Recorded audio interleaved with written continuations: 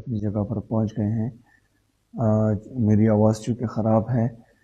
لیکن بہرحال میں کوشش کرتا ہوں کہ اپنا میسج جو ہے تمام ہمارے جتنے بھی کراچی کے بہن بھائی ہیں، غیور پاکستانی ہیں، ان تک پہنچا دوں۔ انشاءاللہ تعالی آج ہم جلسہ ضرور کریں گے۔ ساری رات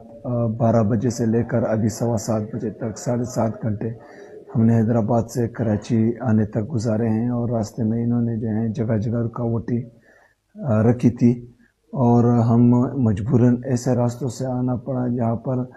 نہ انسان تھا، نہ دکانیں تھی، نہ جو ہے لوگ تھے، نہ کوئی اور گاڑیاں تھی، اور ہمیں جان بوجھ کر جو ہے ایسی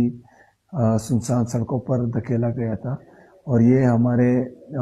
میرے اور میری ٹیم کی زندگی کو خطرے میں ڈالنے کے مترادف تھا، کیونکہ وہاں پر کچھ بھی ہو سکتا تھا۔ لیکن بہرحال یہ لوگ اقتدار کے بھوکے ہیں اور اقتدار کے نشے میں اتنے پاگل ہو چکے ہیں کہ ان کو جو ہے ایک صوبے کے وزیر اعلیٰ، ان کی صوبائی کابینہ، ان کے پارلیمنٹرین اور ان کے ساتھ جو لوگ تھے، ان کی زندگی کی بالکل فکر ہی نہیں تھی۔ تو یہ فستیت آخر کب تک یہ کریں گے؟ اگر ان کی یہ سوچ ہے کہ ان کے اس ظلم اور جبر اور فستیت سے لوگ ڈر جائیں گے یا لوگ گھروں میں بیٹھ جائیں گے، تو انہوں نے دیکھا کہ 3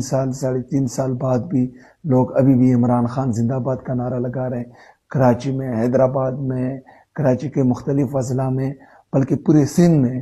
اور لوگ جو ہیں صرف اور صرف عمران خان زندہ باد کا نعرہ لگا رہے ہیں، اور پاکستان تحریک انصاف زندہ باد کا نعرہ لگا رہے ہیں، اور انشاءاللہ تعالی یہ آگے بھی لگاتے رہیں گے۔ تمام کراچی کے جو غیور